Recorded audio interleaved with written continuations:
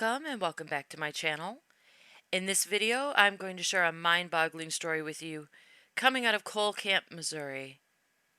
On December 21st of 2020, police in Cole Camp say they arrested 35-year-old Ethan Mast and 21-year-old Courtney Aumann and charged them both with second-degree murder and other offenses after they allegedly murdered a little 4-year-old girl while trying to exorcise her of a demon they claimed was inside her. Police say they were called to a home on the day before the arrests, where the little 4-year-old girl's body was found wrapped in a blanket on a bedroom floor. They said when they were called to the home, she was already dead. According to the probable cause statement, her body was covered with severe purple bruising and ruptured blisters. Her father, James Mast, who police say has no relation to Ethan Mast, told them she had been beaten and tortured by the neighbors who live across the road because they believed she was possessed by a demon.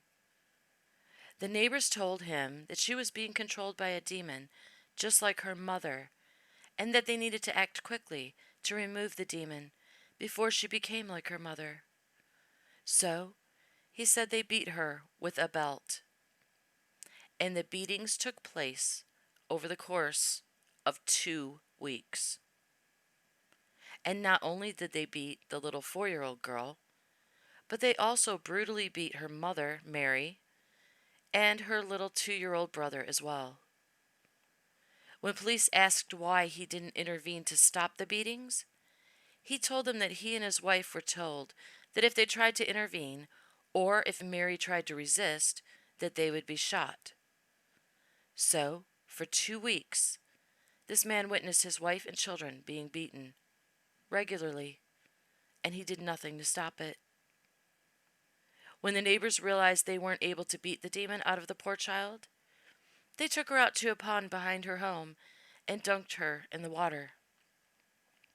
Then she was left on the freezing ground, soaking wet, in 40-degree weather, for a prolonged period of time.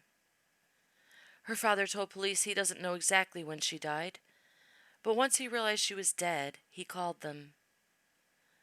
Mary and her little 2-year-old son were transported to the hospital to be treated for their injuries.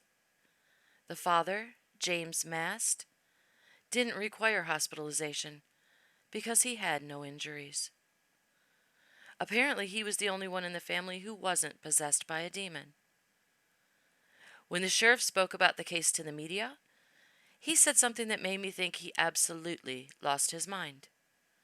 He said, "Based on what I know, I think this could be some kind of honest-to-goodness religious type episode." Which made me think the guy shouldn't be in charge of dust bunnies, let alone an entire police force, unless the whole damn town came out of a rare Stephen King book I haven't read yet.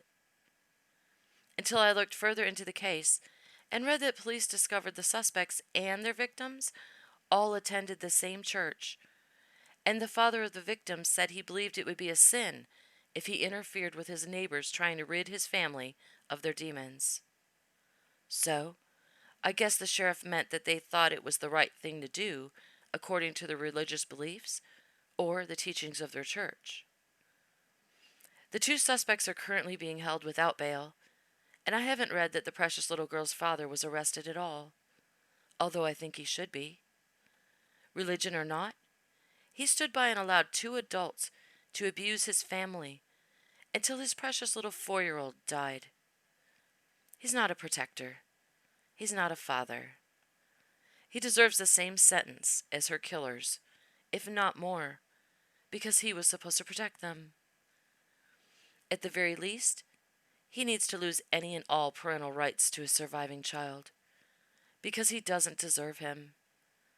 He was too much of a coward to keep him safe, and too blind to see that the people possessed by demons were himself and his neighbors, not his wife and his 2 precious children. I'd like to dedicate this video to the memory of the precious little girl who was way too good to remain here in this hell we call the world, among the demons who exist here that we mistakenly refer to as humans. May her mother and baby brother heal and escape from the evil they reside with so they can go on with their lives. As for her father, they say a coward dies 1,000 deaths. May each and every one of his be just as brutal as the one he stood by and allowed his precious daughter to endure. For those of you who may be wondering why I'm not also attacking the mother for not saving them from the abuse, I don't know how badly she was beaten or how extensive her injuries were, so I chose not to pass judgment on her because she's obviously a victim. But know this, if I was the mother in this story, the outcome would have been very different.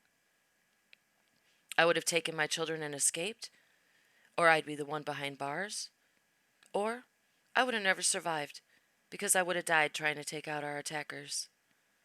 And maybe she did, and that's why she was beaten. But she was outnumbered. Her husband wasn't willing to fight for them. So in my book, he should go down right along with their abusers. Disgusting excuses for human beings. Thank you so much for watching.